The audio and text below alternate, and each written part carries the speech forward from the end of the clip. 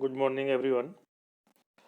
Again, I am here with economics of standard 9, which is an integrated part of social study.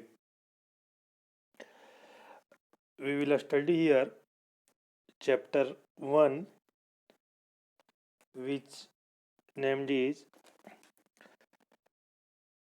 A Story of Palampur Village. Palampur village in an imaginary village. We will discuss in this chapter about their economic, their agricultural activities, and after to study of this chapter we will able to know about some certain economic concept which will help to learn to next chapter, and also how to manage the resources and which things are required to perform any production. So these things we will study in this chapter. First, we know about the description of village, introduction of this village.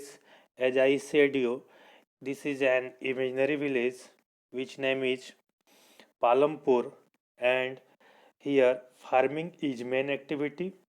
Palampur एक काल्पनिक गांव है और यहाँ की जो प्रमुख गतिविधि है वो कृषि है, कृषिगत क्रियाकलाप है, पशुपालन भी है, जिसके बारे में हम लोग जानेंगे, जिससे उनकी लाइवलीहुड यानी आजीविका संचालित होती है। तो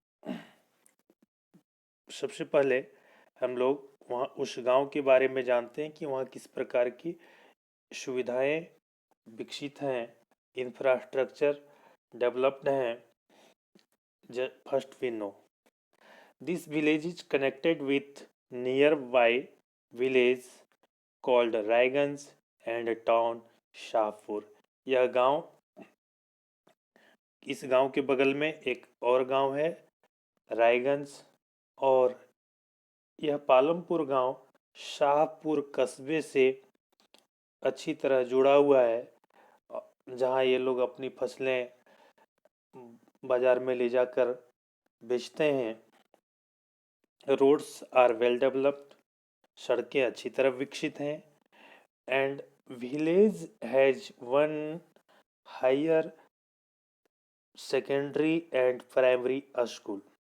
इस गांव में एक उच्च माध्यमिक विद्यालय और प्राथमिक विद्यालय है जहां उनके बच्चे अध्ययन करने के लिए जाते हैं।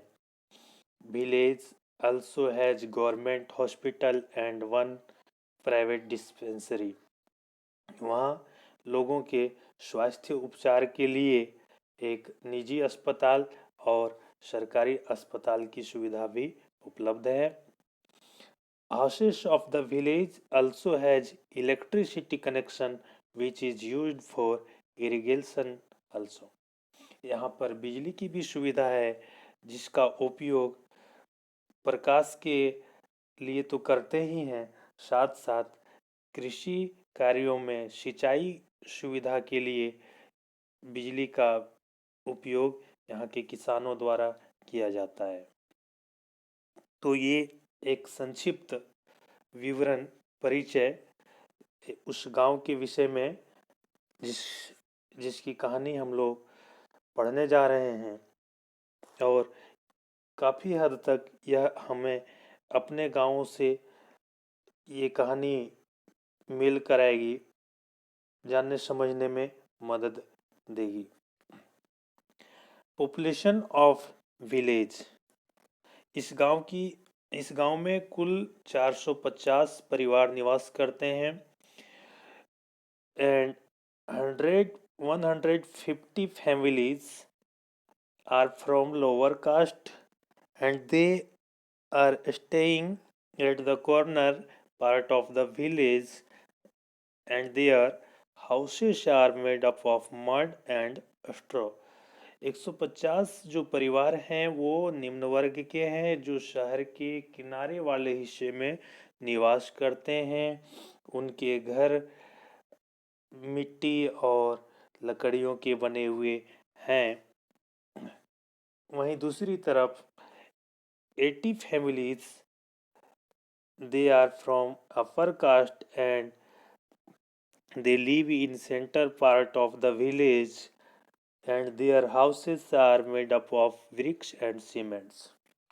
जो 80 जो उच्च वर्गीय परिवार हैं वो उस गांव के जो गांव का जो मध्य भाग है वो उधर निवास करते हैं और इनके जो आवास हैं वो पक्के मकान हैं जो सीमेंट और ईंट के बने हुए हैं।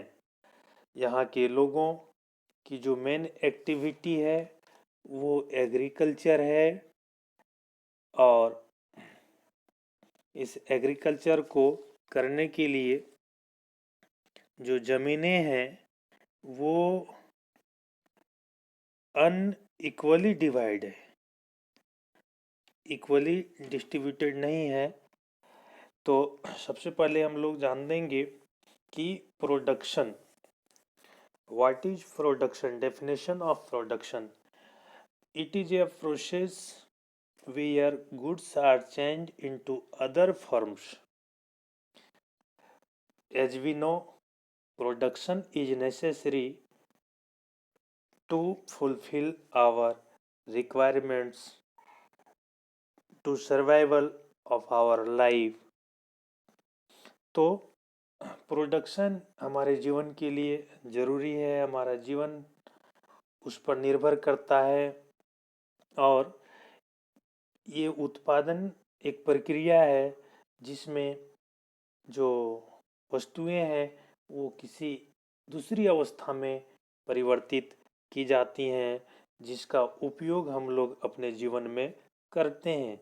उदाहरण के लिए हम खेत में धान लगाते हैं, वहाँ से सीधा धान का उपयोग नहीं कर सकते, उसको हम लोग चावल में कन्वर्ट करते हैं।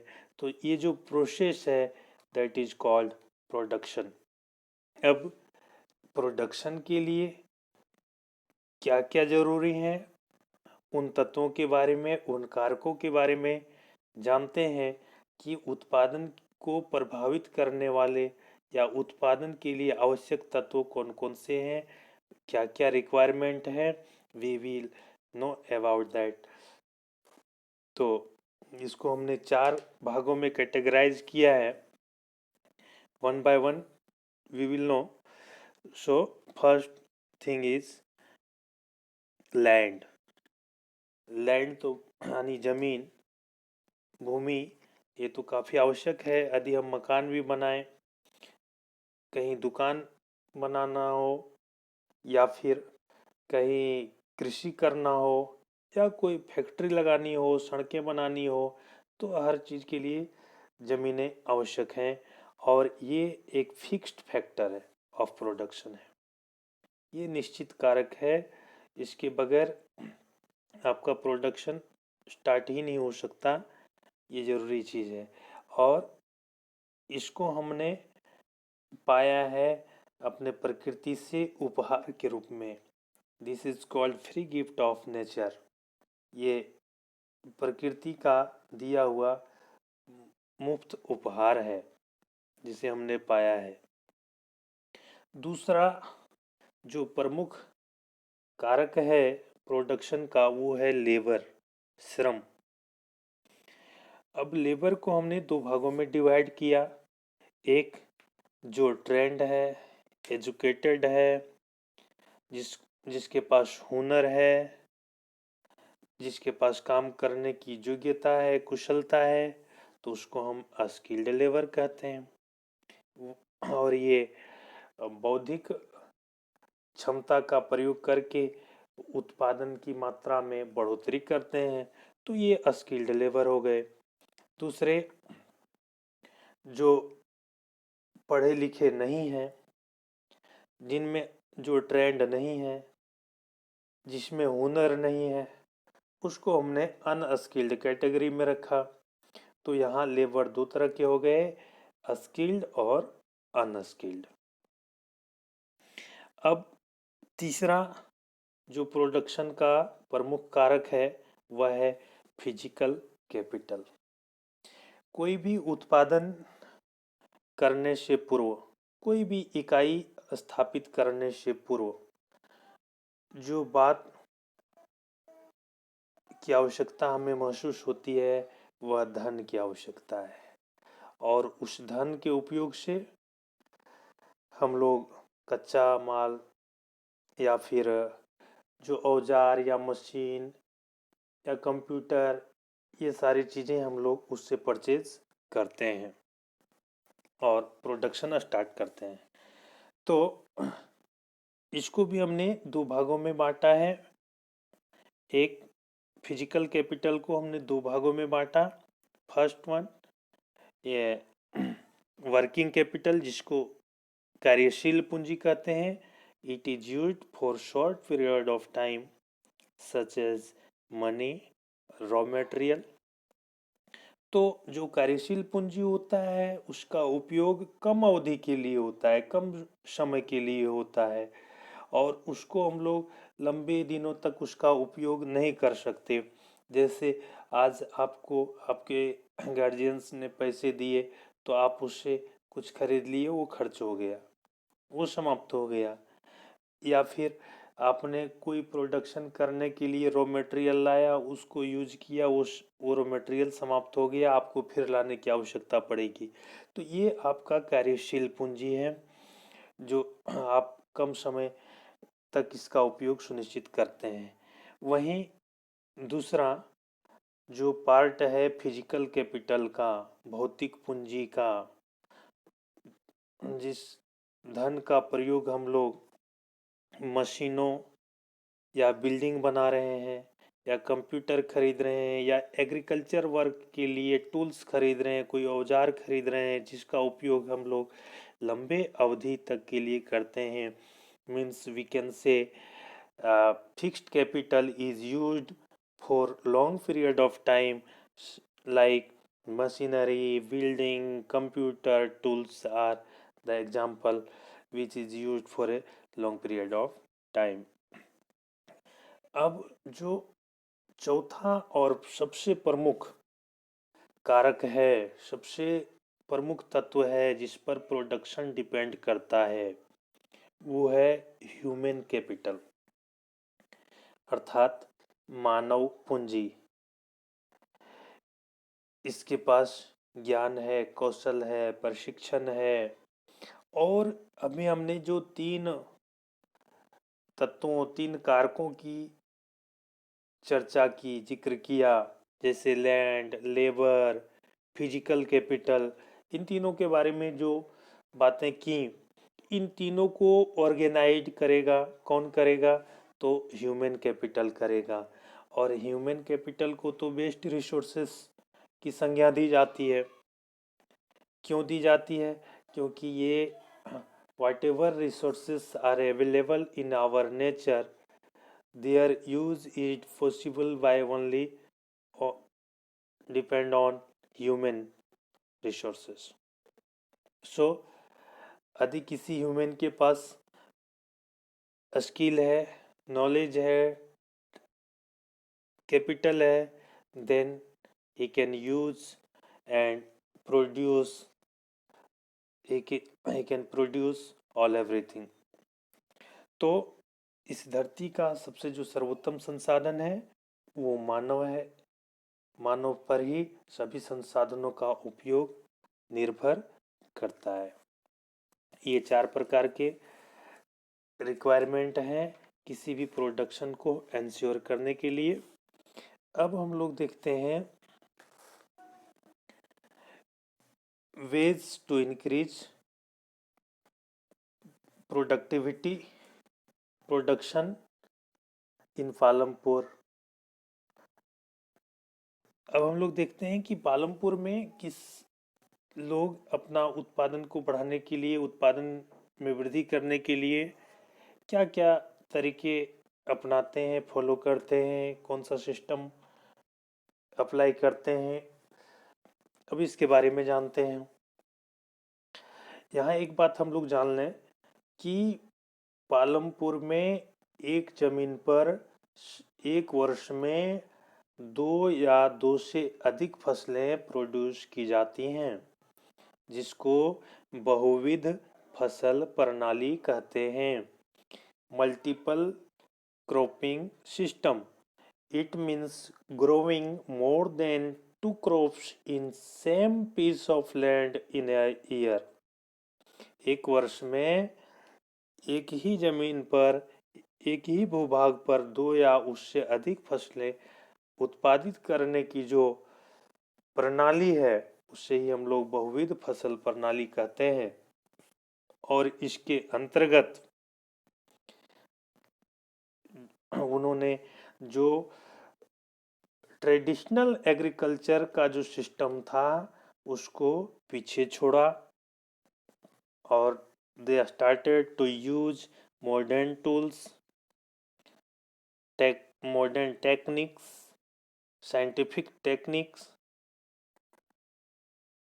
फर्टिलाइजर्स, हाइब्रिड बीज seeds, hybrid seeds, pesticides in farming activity.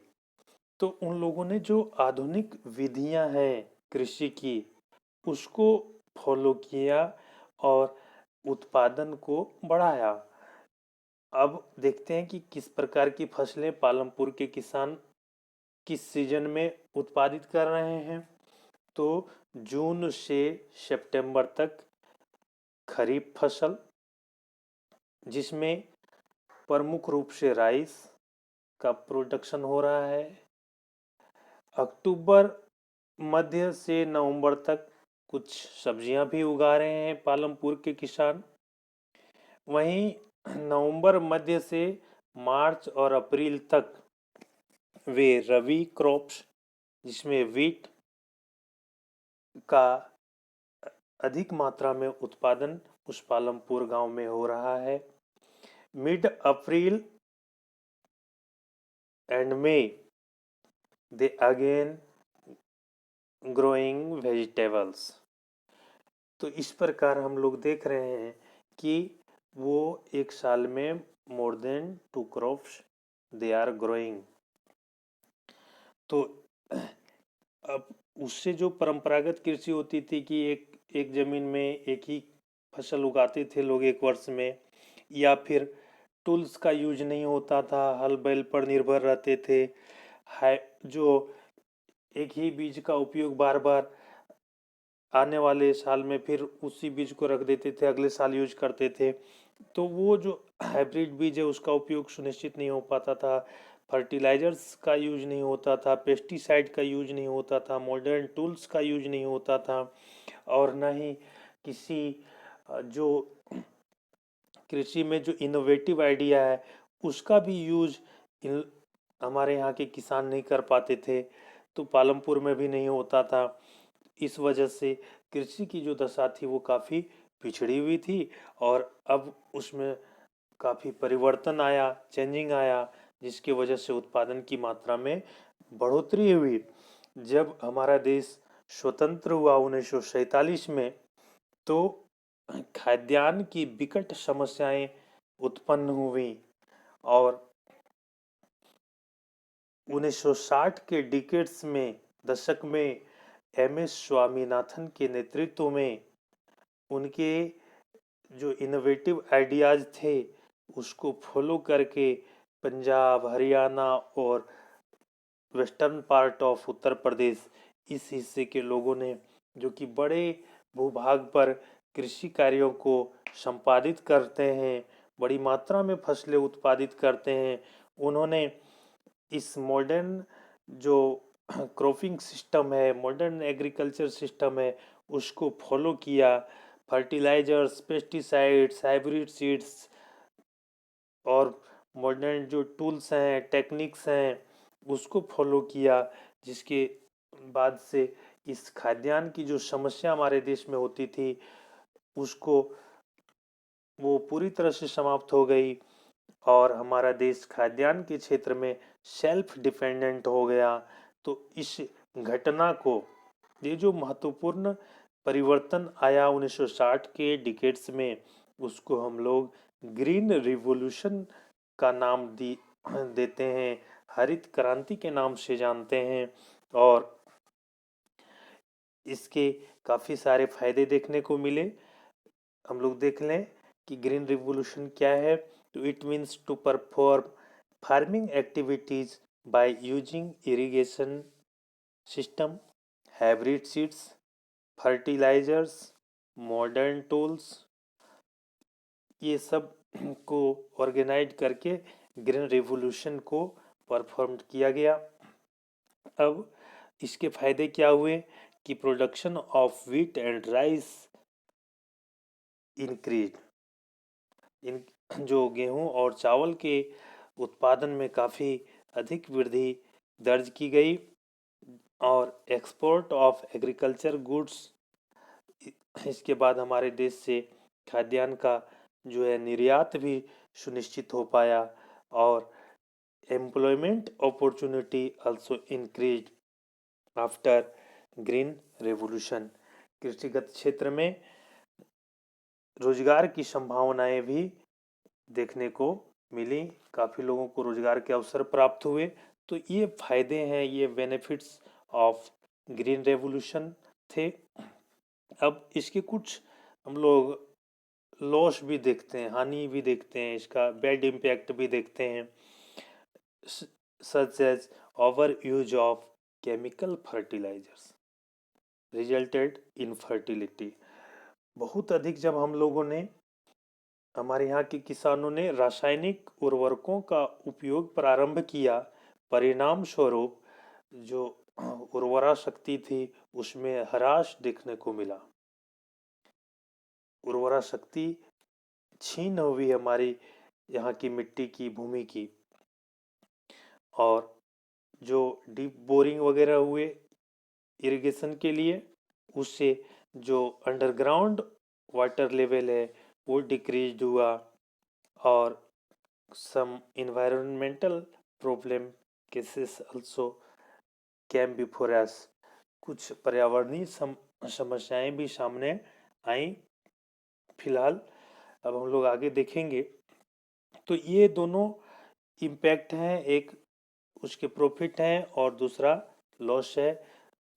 तो अब हम लोग देखेंगे कि land distribution in Palampur village, जमीन का वितरण। As we usually see in every village, the lands are not equally distributed among the families. Means unequally distribution system is followed in every village. Same way, 150 families are landless in Palampur village. हम लोग देखते हैं जिस प्रकार अपने गांव में या अन्य गांव में कि सबके पास जमीन की जो मात्रा है वो एक समान नहीं उपलब्ध है। यहाँ भी पालमपुर गांव में भी 150 परिवार ऐसे हैं जो लैंडलेस हैं। 240 परिवार ऐसे हैं जिनके पास 2 हेक्टेयर से कम जमीन है, वो स्मॉल फार्मर्स कहलाते हैं। which has less than 2 hectares land are called small farmers, and they borrow loan at high interest rate with to money lenders. ये जो 240 परिवार है जिनके पास बहुत अधिक ज़मीनें नहीं है, या कह सकते हैं कि उनके पास पूंजी का भी अभाव है, तो इन लोगों को जो मॉडर्न एग्रीकल्चर सिस्टम है उसको फॉलो करने के लिए, पेस्टिसाइड खरीदने के लिए, फर्टिलाइजर खरीदने के लिए, हाइब्रिड सीड खरीदने के लिए, इन सब जो नीड्स हैं उनके लिए इन्हें सेठ साहूकारों से उच्च ब्याज दर पर ऋण लेना पड़ता है। वहीं 60 परिवार ऐसे हैं जिनके पास 2 to 10 हेक्टेयर्स लैंड अवेलेबल। 60 परिवार ऐसे हैं जिनके पास 2 से 10 हेक्टेयर जमीनें हैं। दे आर कॉल्ड लार्ज और मीडियम स्केल फार्मर्स। वे और very few farmers has more than 10 hectare land. बहुत कम परिवार ऐसे हैं जिनके पास 10 हेक्टेयर से ज़्यादा ज़मीनें हैं। तो ये ज़मीनों का वितरण है पालमपुर गांव में। और ज़मीनें अनइक्वली डिस्ट्रीब्यूटेड हैं, जैसा कि हम अपने गाँव में देखते हैं। सेम वे अब जिनके पास more than 2 hectares and less than 2 hectares हैं, उन्हें एग्रीकल्चरल एक्टिविटीज़ के लिए लेबर की आवश्यकता होती है। तो कहाँ से लाते हैं वो लेबर, कहाँ से पाते हैं वो लेबर? लाते हैं वो 150 फैमिली जो लैंडलेस हैं वहाँ से। वो अपने लिए ज़रूरी मजदूरों को प्राप्त करते हैं, श्रमिकों को प्राप्त करते हैं, और उन श्रमिकों को बिल्कुल minimum wages because of maximum landless and unemployment people and they have competition of work। उनमें आपस में काम करने की प्रतिस्पर्धा है, रोजगार का अभाव है, और उन लैंडलेस हैं, उन्हें काम चाहिए। इस वजह से गांव में ही उन्हें काम मिल जाता है और काफ़ी कम मजदूरी पर उन्हें उनसे काम लिया जाता है। अब जो उच्च स्तर के किसान हैं जिनके पास अधिक ज़मीनें हैं, who has more than 2 hectares land, उनके पास ज़मीनें अधिक है, बड़े पैमाने पर कृषि करते हैं और बड़े पैमाने पर उत्पादन भी करते हैं। उनके परिवार में जितने खाद्यान्न की खपत है उससे ज़्यादा उत्पादन करते हैं, जिसको हम लोग सरप्लस प्रोडक्शन करते हैं। Suppose one family, one larger farmers has required only 5 quintal and they are producing 30 quintals, then 25 quintal they are growing as a surplus, this is called surplus। तो इसको हिंदी में अधिशेष बोलते हैं, सरप्लस को। तो ये जो अधिशेष बचता है उसको वो बाज़ारों में बेचते हैं। ये जो बड़े किसान हैं जिनके पास अधिक मात्रा में उत्पादन होता है। अब हम लोग देखेंगे non farming activities are also performed in Palampur village. इस गांव में कुछ गैर कृषिगत कार्य भी होते हैं, कृषि के अलावा भी कुछ कार्य होते हैं, जैसे हमने शुरुआत में ही जिक्र किया था पशुपालन के विषय में। तो ये पशुपालन यहाँ का सेकेंड इम्पोर्टेंट एक्टिविटी है। और इसके अलावे कुछ लोग स्मॉल स्केल मैन्युफैक्चरिंग, जिसमें small scale manufacturing with family labours, अपने परिवार के ही सब लोग मिलजुल करके, पारिवारिक सदस्य मिलजुल करके लोग प्रोड्यूस करते हैं। कढ़ाई बुनाई, कैंडल बनाना, साबुन निर्माण करना, या फिर मिट्टी के बर्तन बनाना, या फर्नीचर बनाना, ये सब मैन्युफैक्चरिंग वर्क्स जो हैं वो भी वहाँ पर संचालित हैं, जिसमें परिवार के सदस्य ही के लोग सहयोग करते हैं। तो पर ऐसे परिवारों की संख्या 50 से कम है जो स्मॉल स्केल मैन्युफैक्चरिंग से जुड़े हुए हैं। कुछ लोग शॉपकीपिंग से जुड़े हैं, वो नज़दीक में जो शाहपुर कस्बा है वहाँ से होलसेल मार्केट से सामान खरीदते हैं और अपने गांव में सेल करते हैं।